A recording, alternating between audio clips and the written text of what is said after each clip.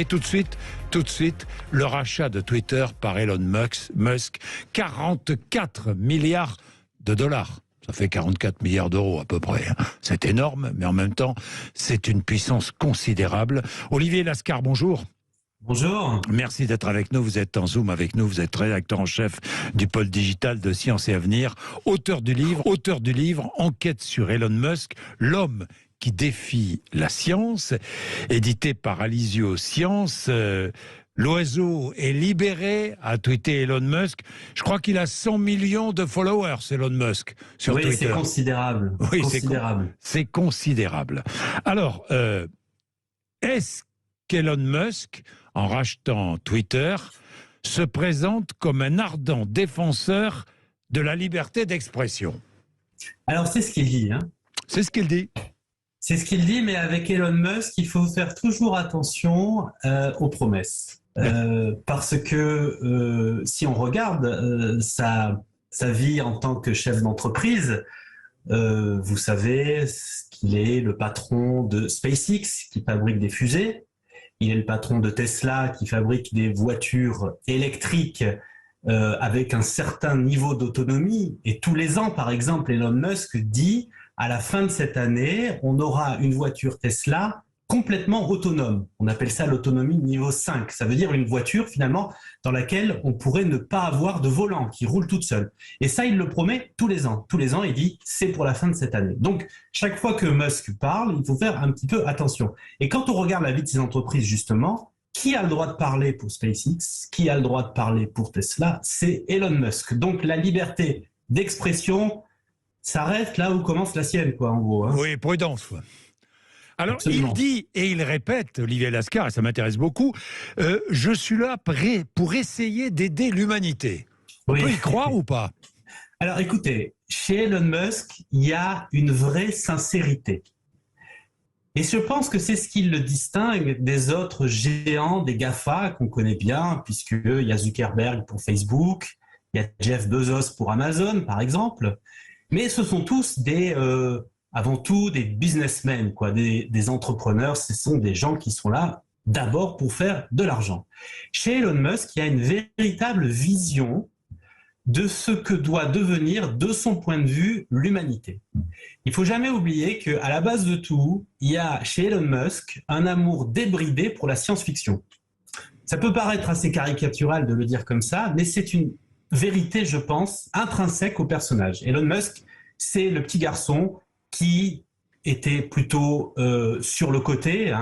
Il a dit, dans certaines circonstances, qu'il avait un syndrome proche de l'autisme, par exemple. Donc c'est quelqu'un qui était dans son monde et qui lisait les comics. Il aime qu'on le compare à Iron Man, par exemple, qui lisait la science-fiction. Et aujourd'hui, avec ses entreprises, il est en mesure de donner corps à ses rêves de science-fiction. Sa première fusée avec SpaceX, elle s'appelle Falcon. C'est pas pour rien, c'est parce que dans Star Wars, le plus célèbre des vaisseaux spatiaux, il s'appelle le Millennium Falcon. C'est le vaisseau de Han Solo et de Chewbacca. Les références à la science-fiction, elles sont permanentes chez Elon Musk. Et il pense que la technologie est une fin en soi qui permet en quelque sorte de solutionner tous les problèmes. C'est pour ça que lui pousse toujours pour davantage de solutions technologiques, parce qu'il pense que c'est la solution de tout. Et c'est ça qui revêt ce que j'appelle une sincérité, cette sincérité. En revanche, est-ce que cette sincérité, elle s'appuie sur une croyance réelle? Enfin, comment dire, est-ce qu'on peut faire confiance en ces pronostics? Est-ce qu'on peut faire confiance au fait que la technologie est une fin en soi? Non, ça c'est questionnable, c'est éminemment questionnable. Un marteau, c'est un objet technologique qui permet d'accrocher un beau tableau au mur, il permet aussi de casser la tête de son voisin. Donc la technologie, c'est pas une fin en soi. Oui, Olivier Lascar, et puis on peut s'interroger sur ce que cherche Elon Musk. Je rappelle qu'Elon Musk ne pourra pas avoir de carrière politique aux États-Unis car il a la double nationalité sud-africaine et américaine, Olivier Lascar. Mais que cherche-t-il? Je vais y venir. Il veut peser sur la guerre en Ukraine, il veut peser sur le conflit qui n'est pas militaire pour l'instant, mais qui est réel entre évidemment Taïwan et la Chine. Il veut intervenir sur tous les sujets dans le monde, comme s'il était le grand conciliateur mondial qui voulait réconcilier tout le monde. Bon, mais attention, Elon Musk a des objectifs précis, mais que cherche-t-il en rachetant Twitter?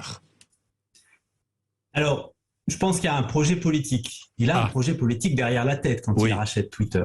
Oui. Le projet politique, effectivement, comme vous l'avez dit, ce n'est pas d'épouser lui-même la carrière politique. Oui. Il ne va pas se servir de Twitter, à l'instar de ce qu'a pu faire un Trump, pour devenir un politicien lui-même. D'ailleurs, vous l'avez dit, il est né en Afrique du Sud, et en raison de cela, il ne pourrait pas faire ça facilement. En revanche, on voit qu'aujourd'hui, dans le développement de ces sociétés, donc on a dit SpaceX, Tesla, il y a Neuralink dont on parle assez peu, mais dont le projet est absolument délirant, puisque Neuralink, c'est construire des puces à insérer dans les cerveaux pour commander les ordinateurs par la pensée. Ça fait très science-fiction, il est en train de travailler à ça en ce moment même. Bon. Donc, dans toutes ces entreprises, la problématique de Musk à l'heure actuelle, elle est moins d'ordre technologique que législatif. Ce que je veux dire par là, c'est que d'un point de vue technologique, ça marche pas encore parfaitement. On l'a dit tout à l'heure, la voiture part complètement autonome, elle n'est pas encore fonctionnelle. Mais d'année en année, il s'améliore. En revanche, avoir le cadre légal qui lui permet de développer comme il l'entend ces entreprises, c'est loin d'être gagné. Par exemple, les puces dans le cerveau. Aujourd'hui, on peut équiper les cerveaux de personnes atteintes de maladies neurologiques, par exemple Parkinson, les gens qui ont des tremblements. D'ores et déjà, il y a des gens qui mettent des électrodes dans les cerveaux parce que, en délivrant de l'électricité dans les cerveaux, on peut contrer les productions naturelles électriques du cerveau qui provoquent les mauvais mouvements des membres. Donc ça, on sait le faire, mais on le fait sur des personnes malades. Ce que veut faire Musk, c'est demain équiper des cerveaux sains pour permettre, par exemple, de jouer aux jeux vidéo par la pensée. Mais il est inquiétant quand même, Olivier Lascar, Elon Musk. Il est inquiétant. Vous venez d'expliquer pourquoi dans le domaine de la science. Bon, mais il est inquiétant parce qu'il veut intervenir sur tout. Il a proposé un plan de paix pour l'Ukraine, fondé sur l'autodétermination des 4 régions annexées par la Russie. Mais là, il a été renvoyé dans ses cordes par le gouvernement ukrainien. Je le disais tout à l'heure, il propose d'intervenir dans le conflit entre Taïwan et la Chine. Il veut intervenir sur tout, mais que veut-il? Que cherche-t-il? Alors, il y a chez lui très clairement un narcissisme débridé qui se voit aussi dans le rachat de Twitter, parce que racheter Twitter, ça lui permet d'être au centre de toutes les conversations. Il a atteint aussi, parce qu'il a une baraka terrible d'un point de vue technique, il s'est entouré des meilleurs, donc il s'est donné les moyens d'arriver à ses fins. Rappelons par exemple que pour le spatial, il taille des croupières à tous les acteurs historiques du spatial. Et cela grâce au fait qu'il a mis sur pied une idée dont tout le monde disait qu'elle était complètement abracadabrantesque, pour utiliser le mot d'un ancien président, c'est-à-dire de prendre des fusées la fusée de Tintin, qui décolle et qui réatterrit. Donc, aujourd'hui, il réussit tout et il a une forme d'hubris, c'est-à-dire une sorte de... Il a la croyance qu'il peut effectivement agir comme un agent facilitant pour tous les sujets de la société. Mais Olivier Lascar, est-ce qu'il a des liens avec Vladimir Poutine? Oui ou non? C'est avéré ou pas?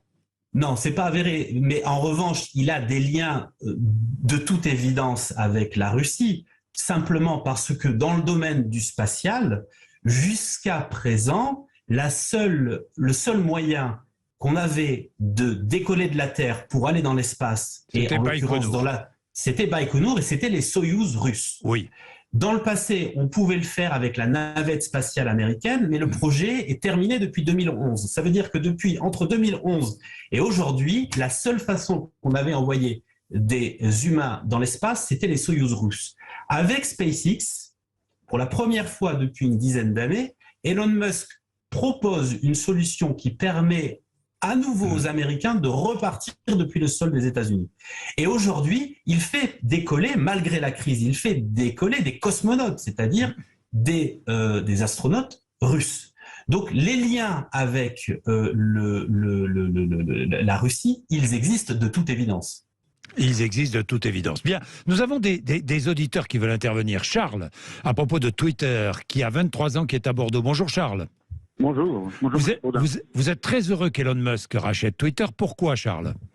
Alors moi je trouve que c'est une très bonne chose parce que quand on réfléchit au scandale qu'il y a eu aux élections de 2020 aux États-Unis par exemple, où Donald Trump, alors certes il avait fait des tweets avec des sources non vérifiées, mais de là à bannir son compte définitivement de la plateforme, c'était quand même un petit peu abusé comme fonctionnement et c'est pas très... comment dire, ça respecte pas trop la liberté d'opinion. Et donc, même quand on a vu le fiasco du rachat de Twitter, au début, il devait racheter dès le début 44 milliards, et puis au final, on a vu qu'il s'était mis un petit peu en retrait, et puis au final, on a vu également qu'il y avait une majorité de faux comptes sur Twitter, des bots majoritairement, et donc la gestion de Twitter avant qu'Elon Musk mette l'idée de le racheter était chaotique. Et donc, racheter Twitter pour Elon Musk, c'est plutôt une bonne idée, je trouve. C'est une bonne idée, vous dites, vous pensez que la liberté d'expression sera plus garantie avec Elon Musk. Charles, c'est ce que vous pensez. Qu'en pensez-vous, Olivier Lascar? Alors, moi, je ne crois pas qu'elle sera plus garantie avec Musk. Je remercie Charles pour sa question. Je précise néanmoins que si Trump a été banni, c'est moins en raison de ses communications basées sur des informations fausses que une conséquence de l'invasion du Capitole par ses partisans. Ouais. Donc, bon, c'est quand même différent. Ensuite, par contre, là où je suis complètement d'accord avec Charles, c'est que Musk a mis le doigt sur une vraie problématique de Twitter, qui est celle des faux comptes. Oui. C'est-à-dire qu'aujourd'hui, sur Twitter, il y a des robots qui sont mis en ligne sciemment pour gonfler le nombre d'abonnés de certaines personnalités qui sont publiques ou pas d'ailleurs, hein, parce que quand on est entrepreneur, d'avoir un bon gros paquet de followers, c'est devenu un agent facilitant. Aujourd'hui, ça crédibilise quelqu'un dans la sphère publique d'être sur Twitter, d'avoir des followers, etc. Et Musk a dit, attention, dans les followers de n'importe qui, il y a un pourcentage important, un petit peu moins de 10%, mais il y a un pourcentage important de robots, de faux comptes. C'est du pipeau, quoi, en quelque sorte. Alors, Valérie est avec nous à Garches, dans les Hauts-de-Seine. Bonjour Valérie. Bonjour Jean-Jacques et bonjour à tous.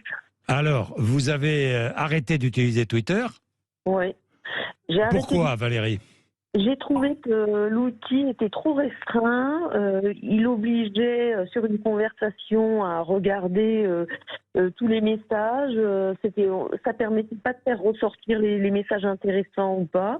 La limitation de l'expression à quelques caractères finalement permet pas de développer quelque chose. Et du coup, moi je fais partie des utilisateurs de la première heure qui ont un peu arrêté. Donc j'y vais de temps en temps quand il y a des vidéos attachées et qu'on peut regarder quelque chose. Mais sinon, je m'en suis un peu détournée. Voilà. Bon, Olivier Lascar, c'est vrai, la limitation du nombre de caractères, c'est un vrai problème sur Twitter. Alors, c'est très intéressant ce que dit Valérie. Alors, c'est un problème, mais c'est aussi une stimulation, je dirais. Hein. Oui, c'est vrai. Sur Twitter, on est astreint à une certaine ascèse. Enfin, comment dire, il faut aller au cœur du message. Donc ça, c'est intéressant. Mais la question que pose Valérie, en quelque sorte, c'est est-ce que le Twitter d'aujourd'hui sera le Twitter de demain avec Musk? Et là, on peut d'ores et déjà dire qu'il va y avoir des changements. Le premier changement qui est important pour les usagers, c'est que Musk dit depuis un moment qu'il veut l'introduction d'un bouton Edit. Qu'est-ce que c'est que le bouton Edit? C'est que contrairement à bon nombre d'autres réseaux sociaux, aujourd'hui, un message sur Twitter, une fois qu'il a été publié, soit on l'efface, soit rien d'autre. Il n'y a pas d'alternative. Le message, il reste tel qu'il est. On peut le corriger par des tweets suivants. On peut répondre à son propre tweet en disant « Attention, je me suis trompé, j'ai fait une faute d'orthographe, c'est pas ce que je voulais dire, etc. » Mais on ne peut pas le modifier. Demain, avec un bouton Edit, on pourra revenir sur son message et le transformer. Et le Alors, ce qui va donner lieu à des choses extrêmement compliquées parce qu'on va avoir des problèmes à remonter le fil de l'information et à dire qu'est-ce qui a été dit à l'instant zéro. L'autre chose, c'est que Musk a d'ores et déjà dit qu'il a entendu transformer Twitter pour en faire l'appli globale.